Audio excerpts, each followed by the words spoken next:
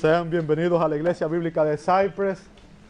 Es un gozo estar nuevamente congregados en este lugar para adorar el nombre de nuestro Señor Jesucristo, ¿verdad? Damos gracias a Dios por la presencia de cada uno de ustedes y estamos honrados con su presencia y esperamos que usted sea bendecido y que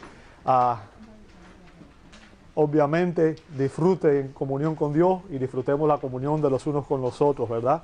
Este es un día especial, el día que Dios ha hecho para que nos alegremos en Él, nos gocemos en Él y tengamos comunión con Él, así que esa es la razón principal, ¿verdad? Tener comunión con nuestro Dios. Hemos tenido un excelente tiempo de cánticos y hemos adorado a Dios a través de nuestros cantos, a través de nuestras ofrendas y ahora vamos a adorarlo a través del estudio de su palabra, así que yo te invito a abrir tu Biblia en Romanos capítulo 4, versos 18 al 25. Romanos 4, 18 al 25. Abre tu Biblia, por favor.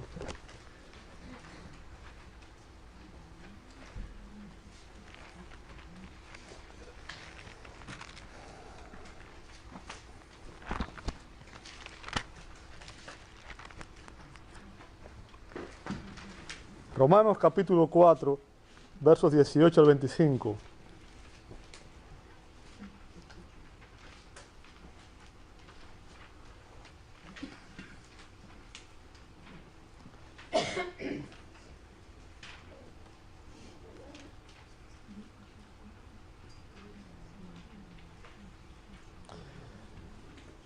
¿Listos?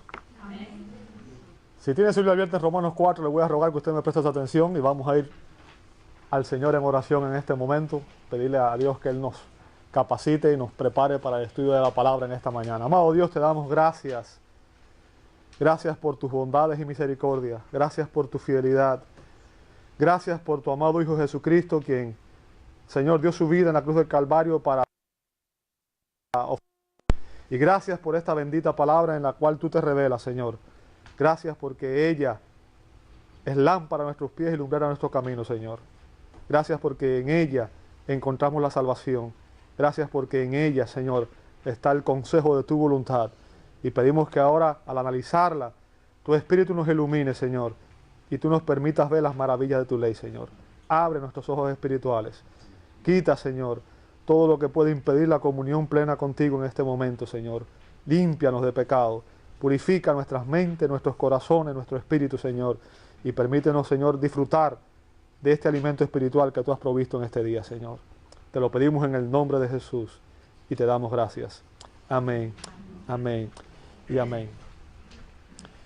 En Lucas 16, Jesús dio una magnífica enseñanza. No sé cuántos han oído su enseñanza sobre el rico y Lázaro. Conocen la historia, ¿verdad? El rico y Lázaro. Dos hombres, dos personas.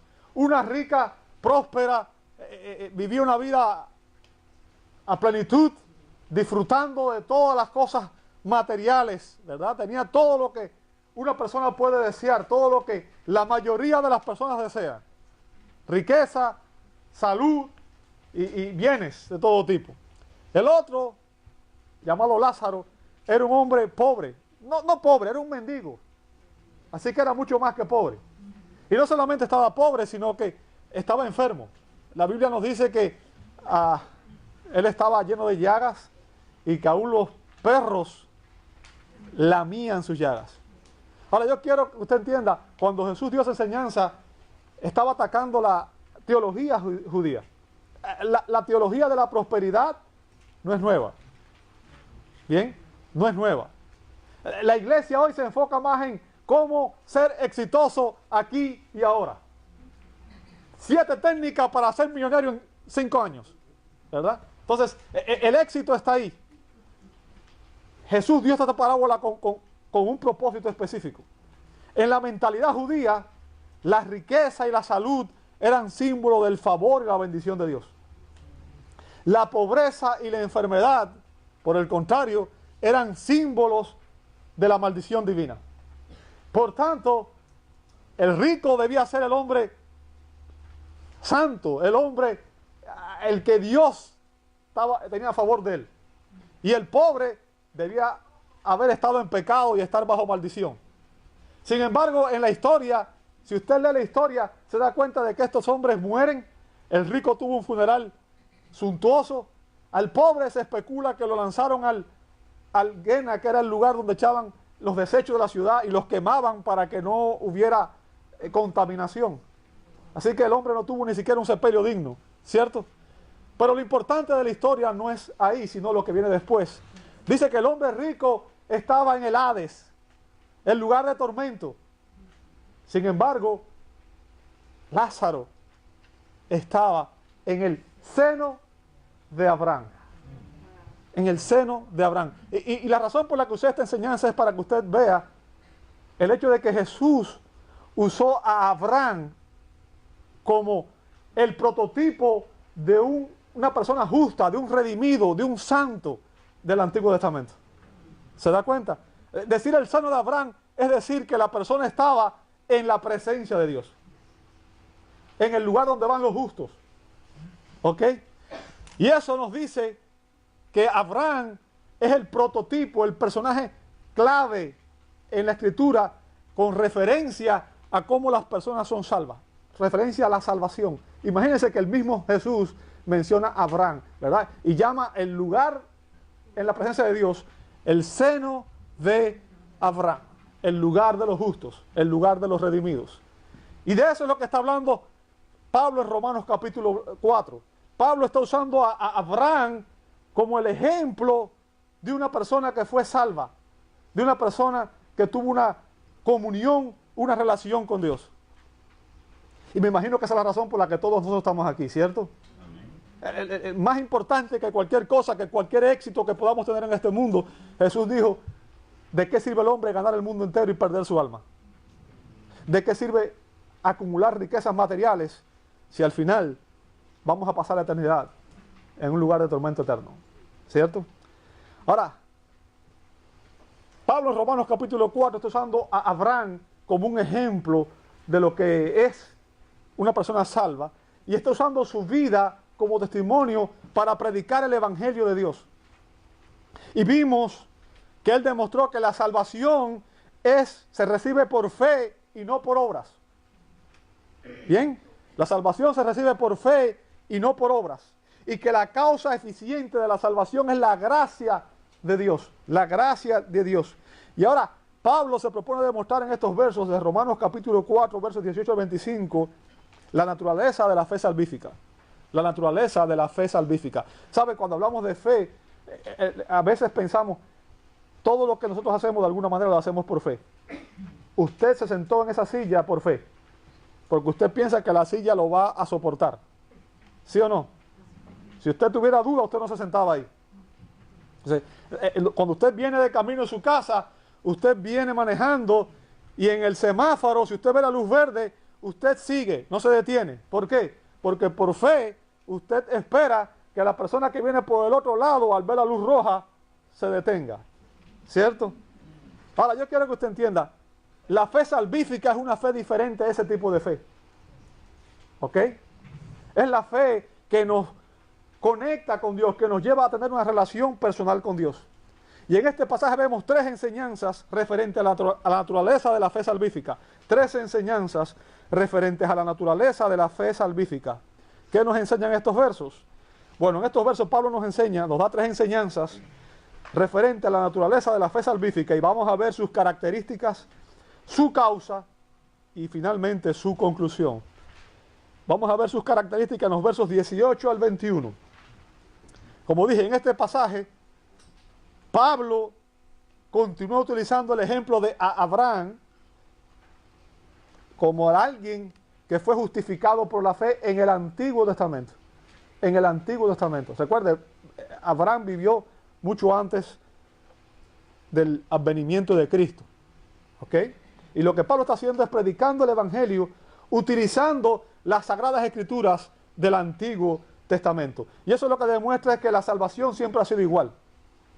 Nunca ha habido un cambio. ¿Sabes? Dios no hace plan A y plan B. Dios hace plan A. Y ese plan siempre funciona. Porque Dios nunca se equivoca. Y nadie puede entorpecer lo que Él determina. ¿Bien? Entonces, Pablo comienza diciendo, verso 18, dice que Él, ¿quién es ese Él? Abraham. ¿Ok? Abraham, que creyó en esperanza contra esperanza. Fíjense, Abraham creyó. Episteosen viene del verbo pisteo, que significa confiar, creer. Pero ¿sabe qué? También significa obedecer. ¿Ok? Obedecer. Y esa es la primera cualidad o primera característica de la fe salvífica. ¿Sabe? La fe salvífica siempre obedece, siempre produce obras, siempre produce frutos. ¿Cómo yo lo sé? Si usted ve, por ejemplo, en Hebreos 11:8, se nos dice que por la fe, Abraham, siendo llamado, ¿qué fue lo que él hizo? ¿Sabe? Si usted dice que usted cree en Dios y que usted tiene una fe salvífica, pero usted no obedece a Dios, algo está mal. Porque la fe salvífica se demuestra, se evidencia por nuestra obediencia.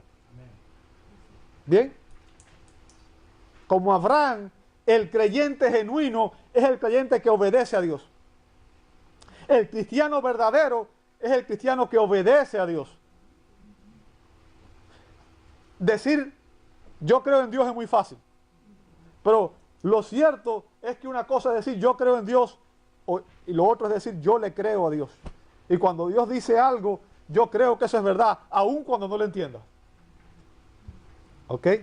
Dice que él creyó en esperanza contra esperanza. El término esperanza, elpis, del primitivo elpo, que significa esperar con anhelo y por lo general con placer.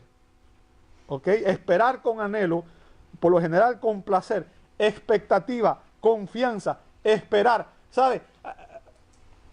Abraham fue llamado para ir a una tierra que ni siquiera sabía dónde iba. Sin embargo, él fue con esperanza, con expectativa, con anhelo. ¿Ok?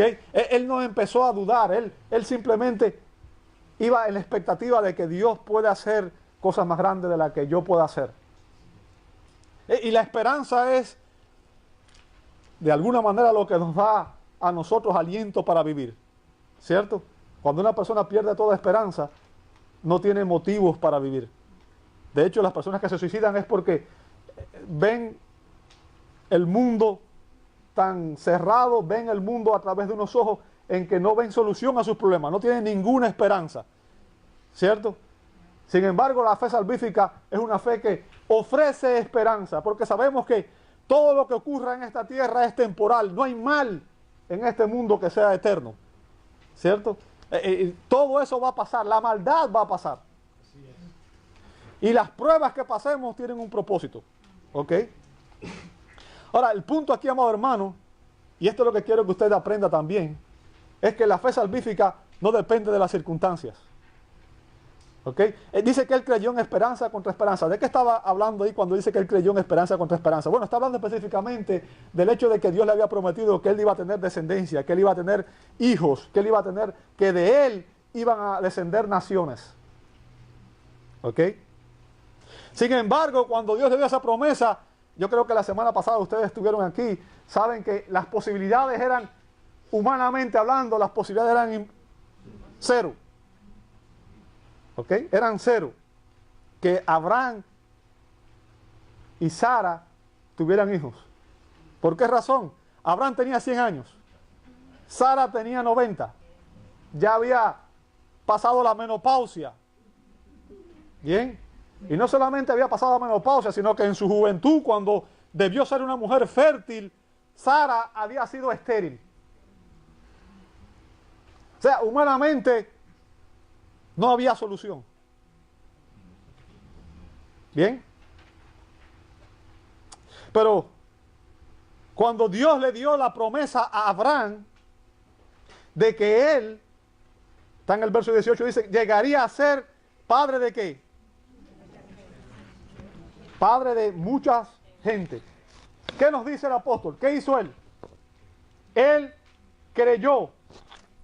Él creyó. ¿Por qué? Porque tenía su esperanza puesta en la fidelidad de Dios. La fe de Abraham no dependía de sus circunstancias, no dependía de sus capacidades, no dependía de lo que él o Sara pudieran hacer, sino que su confianza estaba puesta en la fidelidad de Dios. Y esa es una enseñanza básica sobre la fe salvífica. La fe salvífica, la fe de Abraham, pone como su objeto de fe a Dios y su promesa, a Dios y su palabra. Ahí empieza todo. Dios es el objeto de nuestra fe. Y cuando digo objeto, no significa que Dios sea un objeto. Me refiero a que nuestra confianza está puesta en la persona de Dios. ¿Comprende eso, verdad? ¿Ok? No quiero que me vayan a malinterpretar y que estoy diciendo que Dios es un objeto físico. ¿Ok? No es eso lo que quiero decir. Sino que el hecho de que nuestra fe está puesta en la persona de Dios. En Él, en lo que Él puede hacer, en su palabra, en sus promesas, en lo que Él dice que es verdad. ¿Bien? Y el apóstol cita en el verso 18 la promesa que Dios le dio a Abraham en Génesis 15:5 y le dijo, dice que Dios llevó a Abraham fuera, ¿sabe? Y en ese contexto Abraham no tenía hijos todavía. Y le dijo, mira ahora los cielos y cuenta qué cosas, las estrellas. ¿Cuántas estrellas hay en el cielo? Dice, cuenta las estrellas que hay y si las puedes contar. Le dijo, así será tu descendencia. Imagínese. ¿Ok? Imagínese. Así que Dios le prometió a Abraham que su descendencia sería la estrella del cielo. Ahora, imagínense, le está dando esa promesa y Abraham estaba con 100 años y Sara con 90 y estéril y todo lo demás. O sea, le está dando la promesa en medio de sus circunstancias, que es lo que quiero que usted entienda. ¿Ok? En medio de sus circunstancias. Bien. Sin embargo, y a pesar de que era humanamente imposible de que Abraham llegara a convertirse en padre de muchedumbre, el verso 19 dice que Abraham, dice, y no se debilitó en la ¿qué? Al considerar su cuerpo que estaba ya como muerto, siendo de casi 100 años, o la esterilidad de la matriz de Sara. O sea, ¿sabe? Abraham no se enfocó en las cosas adversas, en las cosas imposibles, en las cosas que estaban en su contra. Él no se enfocó en eso. ¿En qué se enfocó Abraham? En Dios, en la promesa de Dios, en la palabra de Dios, en la fidelidad de Dios, en la persona de Dios. Sus ojos no estaban puestos en sus circunstancias, estaba puesto en Dios. ¿Saben? En aquellos tiempos no existía la fecundación in vitro, ¿verdad? Que hoy usted puede hacer un muchacho afuera no hay problema, usted va a un laboratorio y hace un muchacho. En aquel tiempo no existía eso. Pero Abraham creyó a Dios, dice el verso, sin debilitarse en la fe. Ahora la pregunta es, cuando las circunstancias son adversas para usted y para mí, ¿cómo es nuestra fe? ¿Cómo es nuestra fe? ¿Sabe? El punto que quiero hacer, amado hermano, es que la fe salvífica va más allá de la potencialidad humana. Va más allá de lo que usted puede hacer. Va más allá de sus capacidades humanas o de sus limitaciones humanas. Porque la fe salvífica reconoce que Dios está en control absoluto de todo.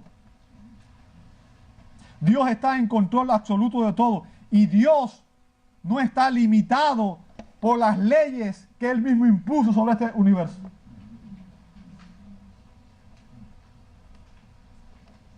Dios no está limitado por las leyes que Él mismo impuso sobre su creación.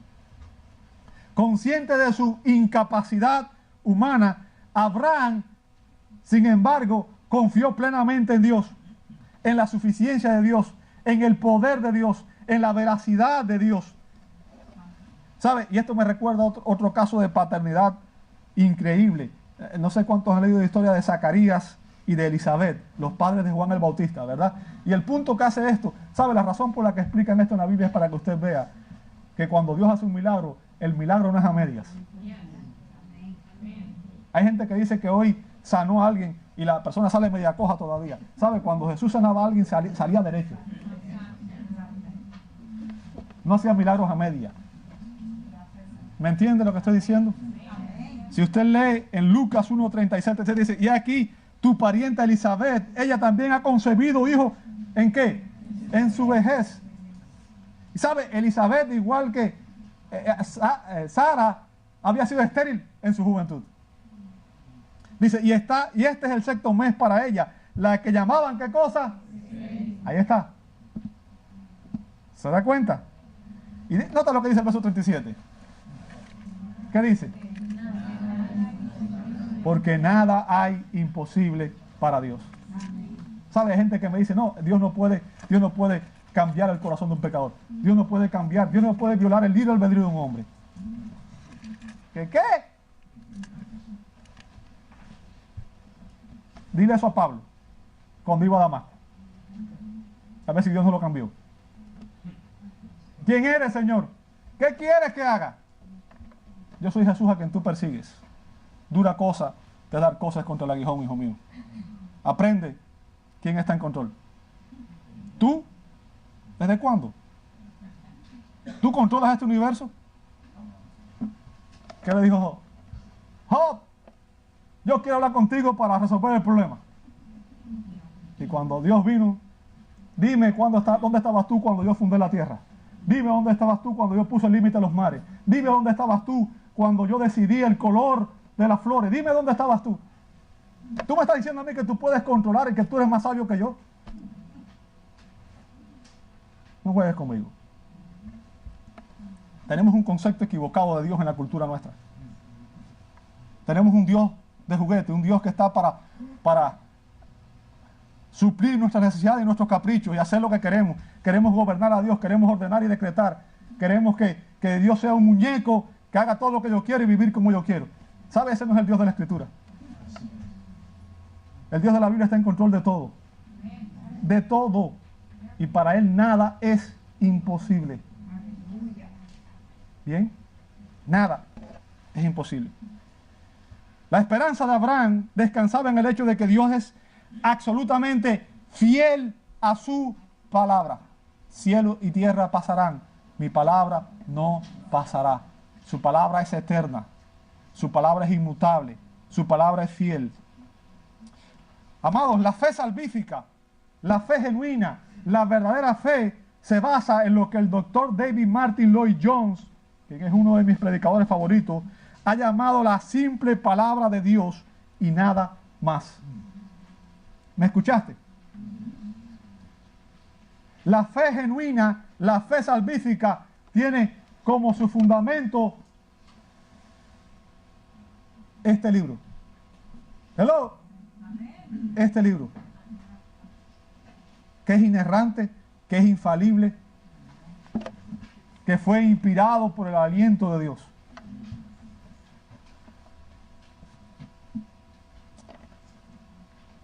¿Sabe? Es que he escuchado a personas quejarse de la fidelidad de Dios. Pero cuando converso con estas personas, generalmente he descubierto que ellos esperaban algo que Dios nunca prometió en su palabra. Usualmente la mayoría de estas personas creyeron las profecías de un pseudoapóstol o de un pseudoprofeta contemporáneo. Yo quiero que usted entienda, hoy no existen ni apóstoles ni profetas. No existen. ¿Por qué? Porque el canon de la Escritura está cerrado. Si hubiera nueva profecía, entonces la Biblia no sería suficiente y necesitaríamos esa nueva profecía para nosotros crecer como iglesia. Los apóstoles fueron, dice Efesios 2:20, el fundamento en el cual se fundó la iglesia. ¿Y cuántas veces usted pone el fundamento de algo? Una vez. No existen.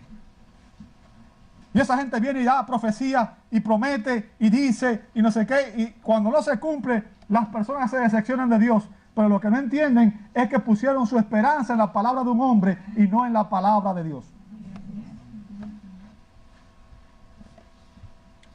La otra razón es que muchas veces la gente lee la Biblia y quiere que la Biblia diga lo que ellos quieren que diga. La Biblia dice lo que dice.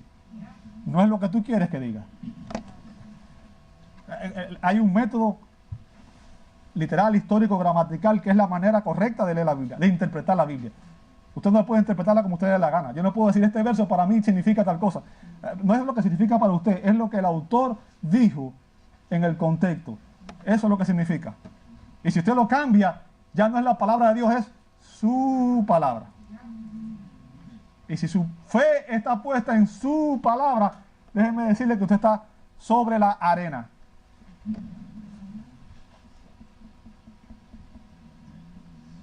¿Sabe? Como la fe de Abraham, nuestra fe no debe basarse en experiencias emocionales. Muchos creyentes hoy quieren su vida espiritual vivirla en base a emociones. Yo sentí a Dios en el culto hoy. O yo no sentí a Dios en el culto hoy. Yo quiero que te entiendas, si tu vida emocional depende de si tu vida espiritual depende de tus emociones, estás bien mal. ¿Sabe por qué? Porque tus emociones vienen y van, cambian con las circunstancias. Si ahora te dicen que te ganaste la lotería y te hiciste millonario, sales de aquí dando brinco, ¿verdad? Tengo 300 millones. ¡Wow! ¡Qué alegría! Pero si te llaman y te dan una mala noticia, que se te murió un familiar o que te quemó la casa, ¿cómo sales? Ahora, si tu fe depende de las circunstancias o de las emociones, no funciona. ¿Sabe? La fe depende de que Dios es fiel y que su palabra es verdad, que su palabra es eterna, que su palabra no cambia, y por tanto cuando Él dice algo yo lo creo y eso no va a cambiar aunque caiga lo que caiga, aunque los montes se traspasen y lleguen al corazón del mar. La Biblia sigue siendo la palabra de Dios y Dios sigue siendo fiel y Dios honra su palabra. ¿Ok? Entonces, nuestra fe no debe basarse en experiencias emocionales o en la palabra de un hombre, la palabra de un... ¿Sabe? Yo quiero que usted entienda, yo nunca le he dicho a ustedes que ustedes confíen en mi palabra. Los que llevan años viviendo aquí, yo siempre les he dicho, sean como la iglesia de Berea, lea la Biblia, no diga amén a todo lo que yo digo. Aprenda que los hombres nos equivocamos, los hombres fallamos. La verdad no está en mí, la verdad es este bendito libro. Jesús dijo, santifícalos en la verdad, tu palabra es verdad.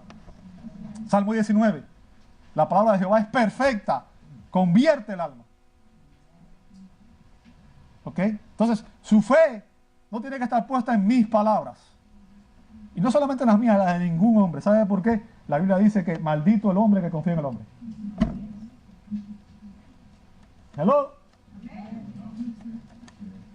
Entonces, si usted confía en un líder humano, usted está más perdido. Bueno, usted entendió lo que quise decir. Quiero recordarle el consejo que dio el apóstol Pedro. ¿Sabe? El apóstol Pedro tuvo una experiencia increíble. El apóstol Pedro vio a Cristo transfigurado. ¿Ok? De primera mano, él lo vio con sus ojos. ¿Sabe? El testimonio del Nuevo Testamento, si usted lee el Nuevo Testamento, se va a dar cuenta que el testimonio de los apóstoles, cuando ellos decían, cuando nosotros narramos esto, no lo estamos narrando como fábula de viejas, como de mujeres chismosas. Estamos narrando esto como algo, y no estoy degradando a las mujeres, está diciéndolo en el sentido de que usualmente la cultura judía se degradó a las mujeres, pero bueno, el punto es que él está diciendo, ¿sabe qué? Nosotros vimos con nuestros ojos, nosotros oímos con nuestros oídos, nosotros topamos con nuestras manos, o sea, eran testigos presenciales. ¿Comprende lo que estoy diciendo? Amén. Sin embargo, cuando Pedro habla le está hablando a la iglesia, él dice, ¿sabes qué? En vez de hablarle de mis experiencias personales, nota lo que dice él, segunda de Pedro 19, tenemos también la palabra profética más segura. Si usted busca profecía, déjeme decirle, hay un solo lugar donde usted tiene que buscar profecía. ¿Sabe dónde es? En la palabra de Dios. No en la boca de un pseudo profeta. A la cual hacéis bien en estar atentos como una antorcha que alumbra el lugar oscuro. Vivimos en un mundo oscuro. ¿Sabe por qué? Porque vivimos en un mundo que está en rebeldía hacia Dios, en oposición a Dios. Un mundo que busca el pecado, ama más el pecado que la luz. ¿Usted no lo quiere creer? Es sencillo, lea la escritura. ¿Qué dice la Biblia? Jesús vino a este mundo y los hombres amaron más las tinieblas que la luz. La gente cree que los pecadores buscan a Dios. Pablo dice en Romanos 3, no hay justo ni uno, no hay quien busque a Dios. Si usted cree que los pecadores buscan a Dios, usted está equivocado. Usted no conoce la Escritura. No es el pecador el que busca a Dios, es Dios el que busca a los... Jesús dijo, yo vine a buscar y a salvar lo que se había perdido. Es Dios quien está buscando a los pecadores. Abraham creyó, dice Pablo que en el verso 20, dice que Abraham tampoco dudó por incredulidad de la promesa de Dios. No dudó por incredulidad. Fíjense, la idea de tener hijos a su edad. Ahora yo quiero que por un momento usted piense que ustedes son, si usted es mujer, piense que usted es Sara. Y si usted es hombre, piense que usted es Abraham. Imagínense que alguien venga y si usted es mujer, tiene 90 años, es estéril, y obviamente ya piense que alguien venga y le diga, ¿sabes qué? Vas a tener un hijo. ¿Cómo te sentirías? A mí me parecería una locura, ¿verdad? Imposible. ¿Sabe? Dice el término que él no dudó, del griego diacrino, que significa vacilar, dudar, titubear. O sea, dice que él no vaciló, no titubeó, no dudó. Esto es una enseñanza clave sobre la fe salvífica. ¿Sabe? La fe salvífica, amado hermano, y esto es importante, quiero que me escuche muy bien, se fortalece y se perfecciona a través de las pruebas y las dificultades. Cuando todo está bien, decir yo creo en Dios es muy sencillo, muy fácil, ¿cierto? El asunto es, y cuando las cosas van mal, es cuando todo está en tu contra. La fe salvífica se fortalece y se perfecciona a través de las pruebas y las dificultades. ¿Sabe? Hay personas que dicen constantemente están, Dios, líbrame de la prueba, líbrame de la prueba. Nunca quieren pasar por la prueba. Santiago dice, tened por sumo gozo cuando paséis por la prueba. A menos que sea probada, la fe, una fe que no ha sido probada, no ha sido autenticada. Vamos a decirlo de esa manera. ¿Ok? Es en el momento en que su fe es probada que usted puede demostrar su dependencia en Dios y que usted crece espiritualmente. ¿Bien? Lea Santiago 1, 2 al 4, lea Primera de Pedro 1, 6 al 7. O sea, hay muchos pasajes en los que se habla de que las pruebas y las dificultades perfeccionan nuestra fe. Lejos de dudar en Dios o dudar de Dios por la imposibilidad de las circunstancias, Pablo nos dice en el verso 20 que Abraham se fortaleció en la fe. O sea, la adversidad, lejos de desanimarlo, lejos de hacerlo dudar, dice que a este hombre la adversidad lo hicieron fortalecerse en la fe. Yo quiero que usted entienda, Abraham reaccionó asombrado, como reaccionaría asombrado cualquiera ante una situación como esa, ¿verdad? Si usted lee Génesis 17, 17, 18, usted ve ahí que él dijo, bueno, ¿y cómo va a ser? Yo nada más tengo un criado que es el que va a heredar todo. Y Dios le dice, ¿sabes qué? No te preocupes, que tú vas a tener hijos. A cualquiera que le digan algo como eso, le resultaría imposible de creer. ¿Sabe? Lo mismo le pasó a Zacarías. ¿Sabe? Cuando Zacarías, el ángel, le dijo que iba a tener un hijo con su esposa, en Lucas 1:18 dice que Zacarías al ángel, ¿en qué conoceré esto? ¿Sabe? Porque yo soy viejo y mi mujer es de edad avanzada. ¿Sabe? ¿Cómo es posible? ¿Qué vas a hacer? Ahora, yo quiero que usted entienda algo. ¿Sabe? Hay cosas en la Biblia que yo no las entiendo, pero las creo. ¿Sabe por qué? Porque yo no soy Dios. Y Dios sabe cosas que yo no sé. Yo no puedo explicarlas. Yo no puedo explicar la elección divina y la responsabilidad humana. Pero la creo. ¿Sabe por qué? Porque la Biblia enseña. Y lo que la Biblia enseña es lo que yo creo. Pero también quiero que entiendan una cosa. Las personas que creen esto lo reciben. ¿Saben por qué? Porque Dios se lo reveló. A menos que Dios te lo revele, nunca lo podrías entender.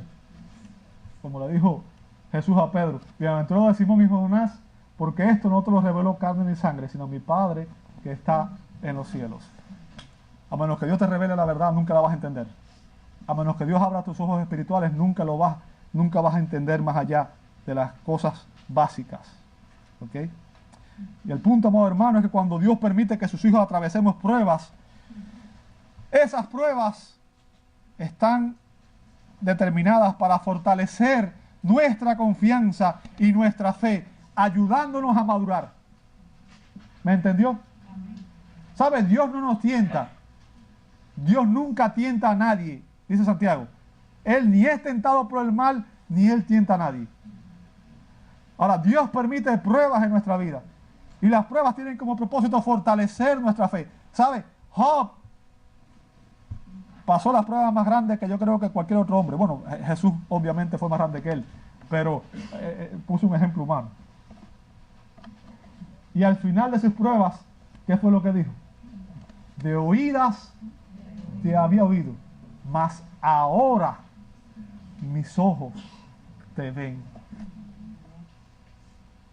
O sea, aquellas pruebas fortalecieron la fe de Job, lo hicieron madurar, lo hicieron crecer, lo hicieron entender cosas que antes ni siquiera se imaginaba.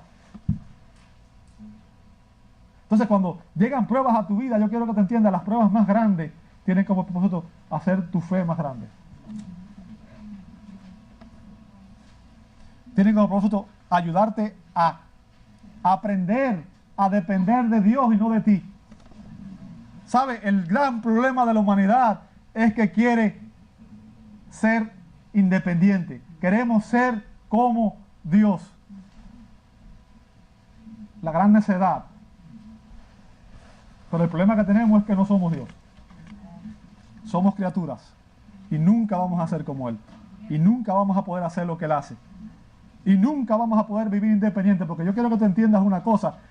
A los que creen en el libre albedrío, yo les digo, la persona tiene dos opciones: o está bajo la influencia del maligno, o está bajo el yugo del Señor. O eres esclavo del pecado, o eres esclavo de justicia. Nadie es libre en el sentido de que las personas que dicen libre albedrío existen. ¿Cómo lo sé? Efesios 2, léalo. Dice que los hombres de este mundo están bajo la influencia del príncipe de este mundo, y que él tiene ciegos sus ojos para que no les resplandezca la verdad. O la persona es esclava del pecado o es esclava de Cristo. Bien, entonces la libertad que la gente busca, porque lo que las personas piensan es que soy libre para hacer lo que me da la gana. La verdad es que un pecador no es libre para escoger no pecar. El pecador solo puede escoger pecar. Por tanto, no es realmente libre. Desde la caída de Adán, ningún hombre es libre. Génesis 6:9 dice que la maldad del hombre era tanta que Dios tuvo que enviar un diluvio. Entonces, tú no puedes escoger lo que tú quieres, porque tú no fuiste diseñado para eso. ¿Sabes? Dios nos diseñó para tener comunión con Él. Y a menos que tengamos comunión con Él, vamos a estar bajo la influencia del príncipe de este mundo.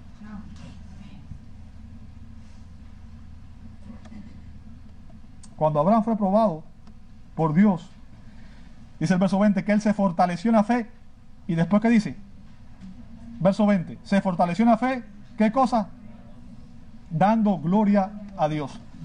Y este es un punto que quiero que entienda. La fe salvífica siempre glorifica a Dios, aún en medio de la prueba, aún en medio de la adversidad. El creyente genuino glorifica a Dios en cualquier circunstancia. ¿Me escuchaste?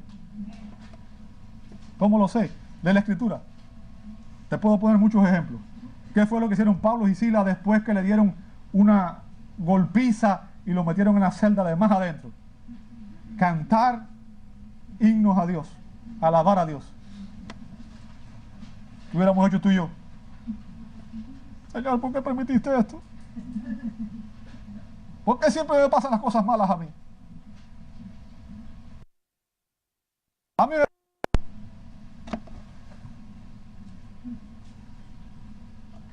La fe salvífica siempre glorifica a Dios, aún en medio de las pruebas. ¿Sabe? Lea la vida de Daniel, lea la vida de Pablo. los amigos de Daniel en el Antiguo Testamento, no sé cuánto ha leído de historia, un rey llamado Nabucodonosor ordenó que se hiciera una estatua y que todo el mundo tenía que adorar la estatua, y el que no adorara la estatua iba a ser ejecutado. Y dice en Daniel capítulo 3, verso 16 y 18, dice que Sadrach, Mesach y Abednego, estos eran los amigos de Daniel, respondieron al rey Nabucodonosor diciendo: no es necesario que te respondamos, porque él les dijo: bueno, si no adoran la estatua, los voy a mandar a quemar en el horno ardiente. Así, ¿y qué Dios? Fue la pregunta que le hizo. ¿Y qué Dios los va a librar de mi mano? ¿Verdad? Y oiga la respuesta que estos hombres le dieron: no es necesario que te respondamos sobre este asunto. He aquí, nuestro Dios, a quien servimos, fíjense, puede librarnos del horno de fuego ardiente, y de tu mano, oh rey, nos librará.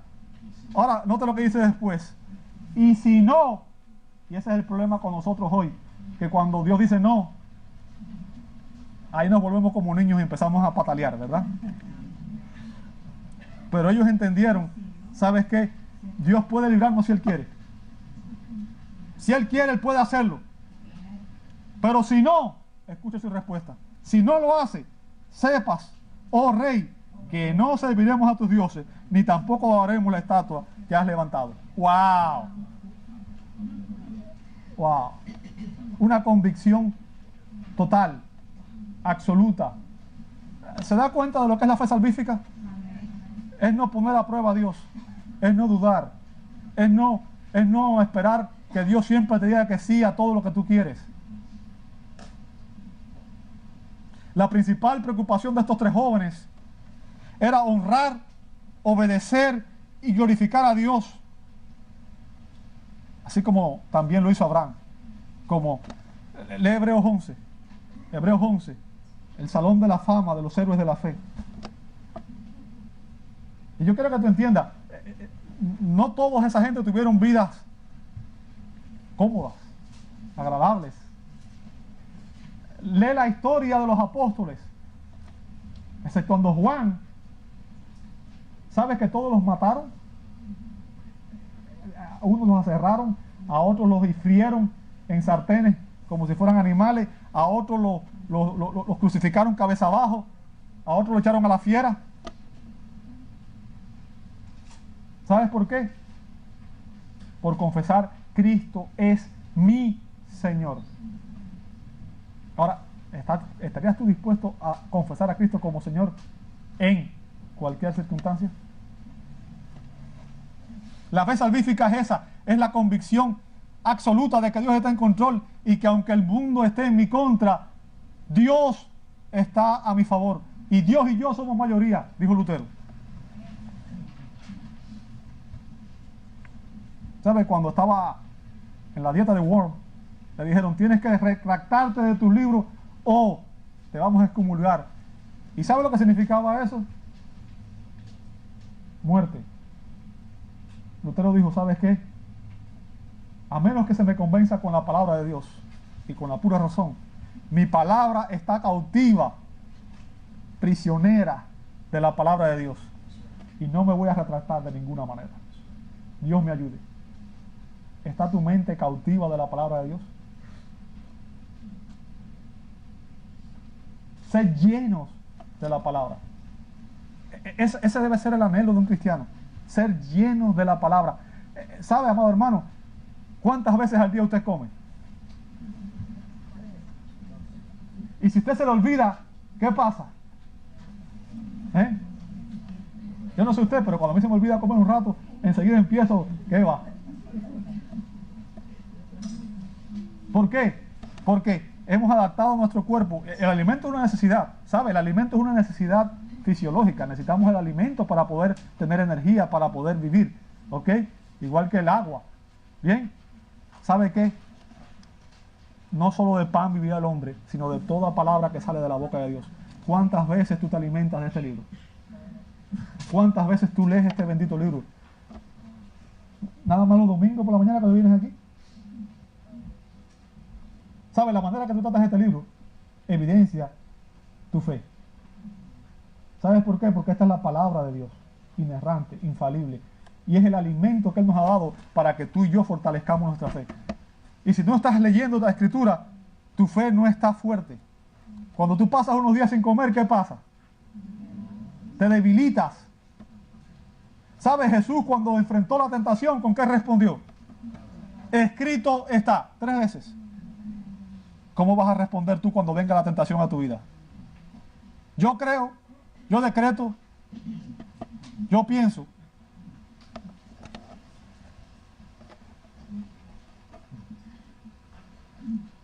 ¿Sabe? La fe salvífica no está dirigida ni a nosotros mismos ni a las circunstancias, sino que se basa en el carácter de Dios.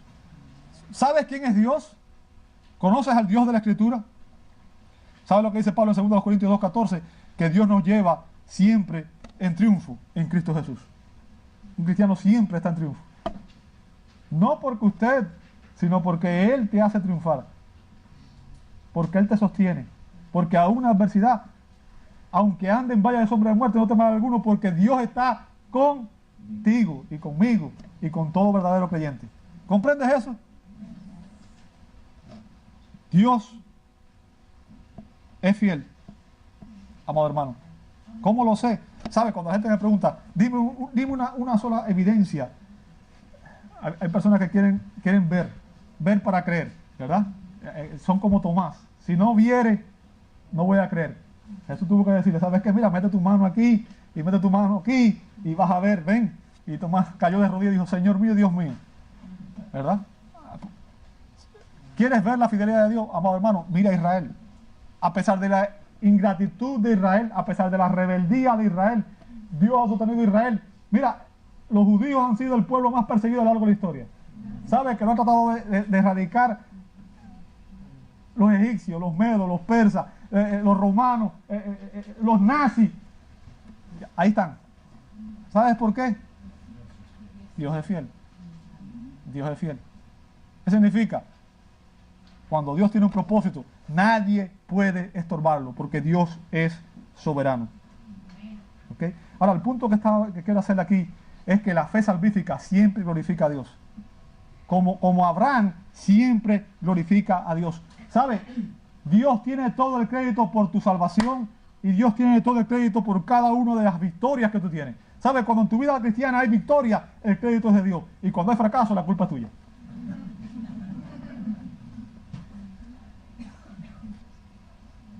Y también por cada bendición que recibes. A veces se nos olvida contar las bendiciones que tenemos. ¿Sabe? A veces disfrutamos de ciertas cosas y ni siquiera nos acordamos de que todo lo que tenemos se lo debemos a Dios. Cuando tenemos salud se nos olvida orar por la salud, ¿verdad? Y se nos olvida orar por los enfermos. Pero cuando nos duele algo, ahí es que nos acordamos, ¿cierto?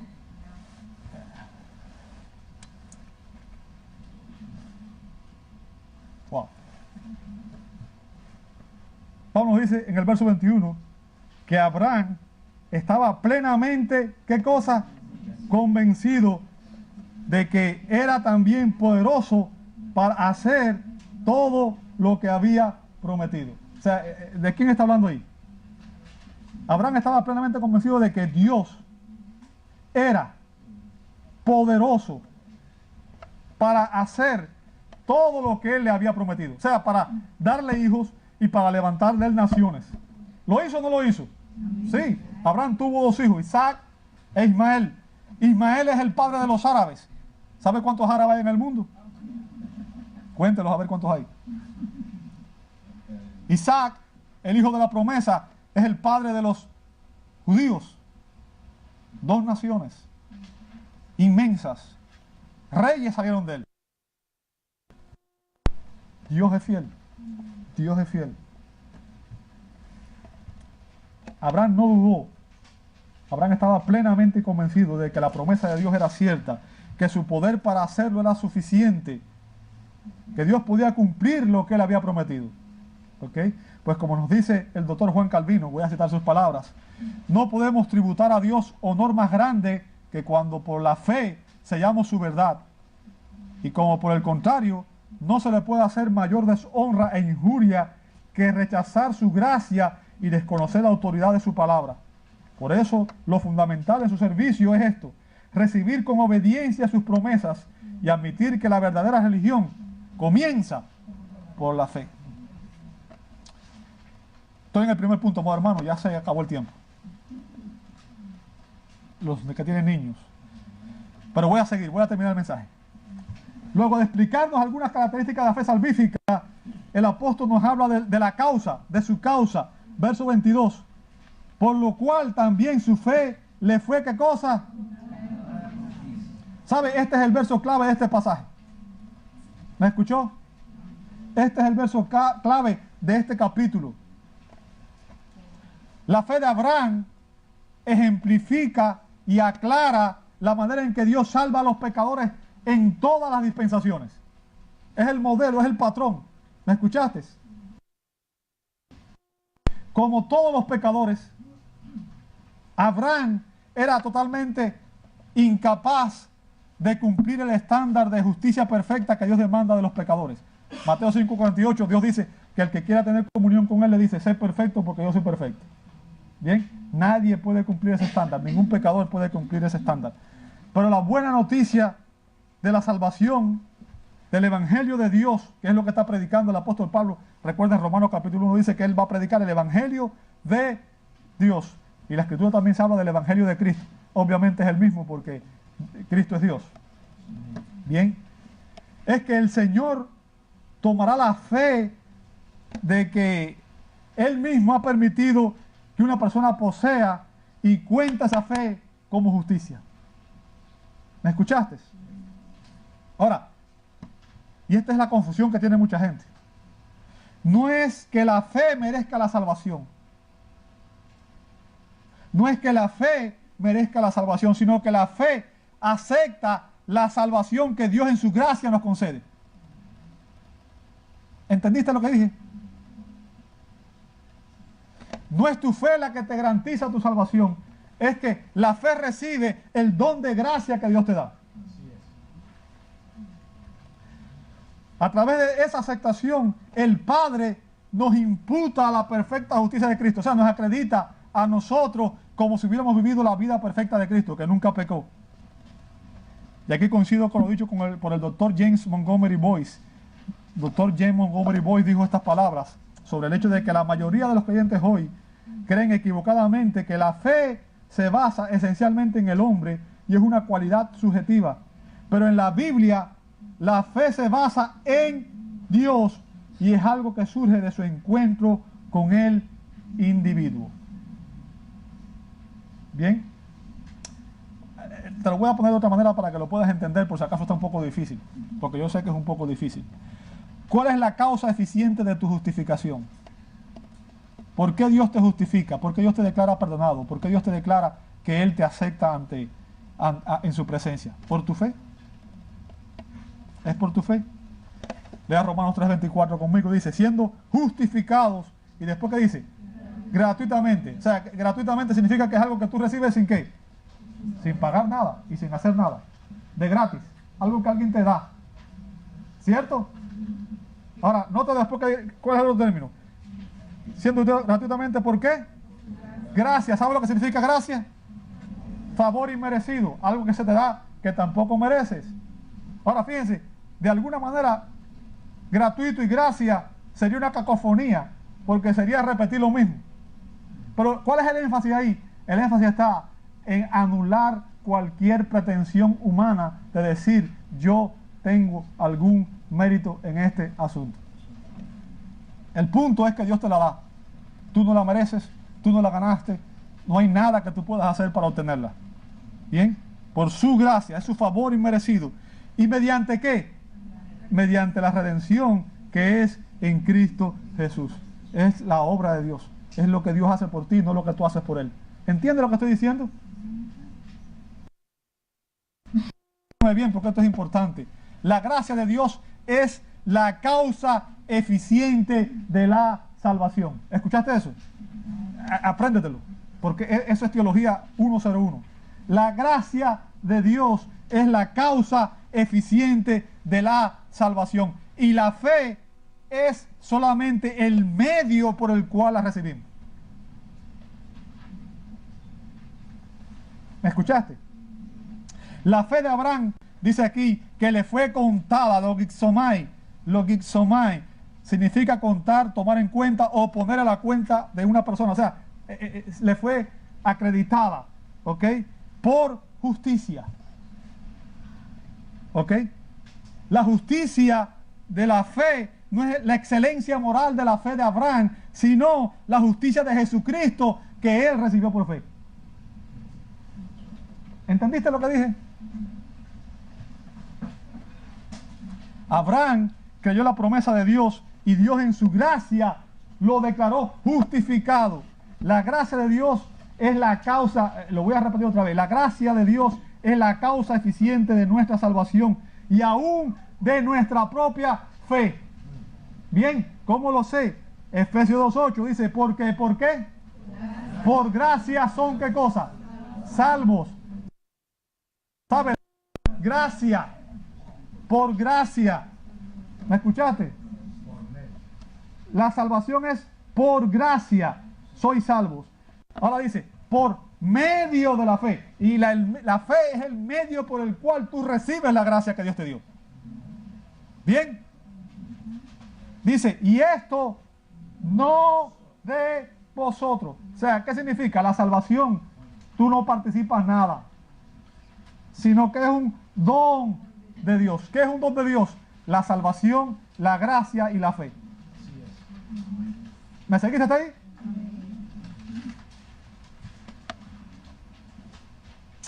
Y luego explicando la causa eficiente de la salvación, Pablo con la conclusión. Ya voy a terminar con esto, no se me desesperen, ya estoy llevando al final. Denme un poquito de gracia hoy. Tengan gracia conmigo, ¿verdad? Dice, verso 23, y no solamente con respecto a él se escribió que le fue contada, sino también con respecto a nosotros, a quienes ha de ser contada. O sea, Pablo le recuerda a sus lectores que las cosas que están escritas en el Antiguo Testamento fueron escritas para nuestra instrucción. ¿Sabe? Toda la Biblia está escrita para nuestra instrucción. Y si usted lee en Romanos 15:4 dice, porque las cosas que se escribieron antes, o sea, para nuestra enseñanza se escribieron, a fin de que por la paciencia y la consolación de ¿qué? De las Escrituras, tengamos ¿qué cosa?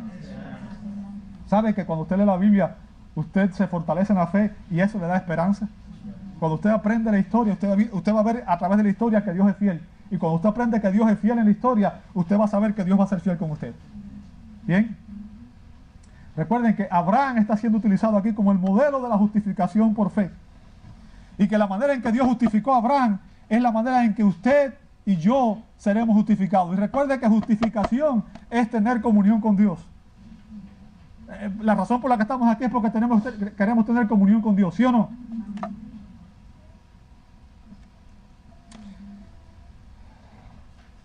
Ahora, ¿cómo seremos justificados? ¿Qué debemos creer? Verso 24 dice, esta es a los que ¿qué? Creemos en el que levantó de los muertos a Jesús, Señor nuestro, el cual fue entregado por nuestras transgresiones y resucitado ¿para qué? O sea, la fe salvífica, amado hermano, cree las verdades esenciales del Evangelio. ¿Me escuchaste? ¿Qué verdades? Que Jesús fue entregado por nuestras transgresiones. ¿Qué significa eso? Sabe que la muerte, escúcheme bien que esto es importante, la muerte es el castigo de Dios por el pecado. Ezequiel 18:4 dice, todas las almas son mías, el alma del Padre como el alma del Hijo. El alma que pecare, esa morirá. La razón por la que existe la muerte en el mundo es porque el hombre pecó y desobedeció a Dios. Así que la muerte es la condenación por el pecado. Pero Jesús nunca pecó. Jesús nunca pecó. Y por lo tanto, Él no merecía morir. Su muerte, ¿sabe por qué Jesús murió? Porque su muerte fue sustitutiva. Él murió para poder darnos a nosotros. Él murió en nuestro lugar para poder proveer salvación para nosotros. Fue vicaria. Él pagó el precio del pecado de todos aquellos que iban a creer en Él. Sustitutiva, fue vicaria. Él murió en tu lugar y en el mío como nuestro sustituto. Como dice el profeta Isaías 53, 5 al 6. Dice, mas Él, hablando de Jesús, fue herido por nuestras rebeliones, molido por nuestros pecados. el castigo de nuestra paz fue sobre él, y por su llaga fuimos nosotros curados.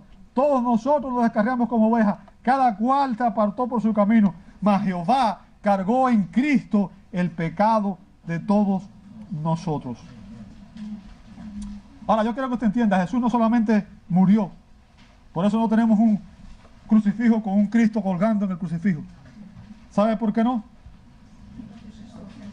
Porque Cristo no solamente murió, sino que Él resucitó de los muertos. Dice que Él fue resucitado para nuestra justificación. ¿Sabe por qué es importante la resurrección?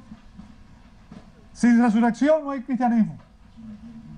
Pablo dijo en Romanos 15 que... Romanos 15, ya se me fue el... Primero los Corintios. Que sin resurrección de los muertos no hay fe. Vana es la fe. ¿Ok? ¿Por qué? Porque la resurrección es la prueba de que Dios el Padre aceptó el sacrificio de su amado Hijo y que ahora los pecadores pueden ser justificados sin que Dios viole su propia ley o contradiga su propia naturaleza. O sea, la resurrección es la evidencia de Cristo, es la evidencia de que usted y yo seremos resucitados. ¿Ok? Tenía como propósito demostrar que Cristo era Dios y que lo que Él dijo era verdad y que su sacrificio fue aceptado por el Padre. Y ya estoy terminando, amado, ya con esto voy a terminar. Voy a citar las palabras de Rubén E. Torrey, escribió, y esto es importante: cuando Jesús murió, Él murió como ¿qué? Como mi representante, y como el tuyo también. Y yo, ¿qué cosa? ¿No está en sus notas? Perdón. Perdón, yo pensé que lo había puesto. Dice, préstame mucha atención entonces. Dice, cuando Jesús murió, Él murió como mi representante y yo morí con Él.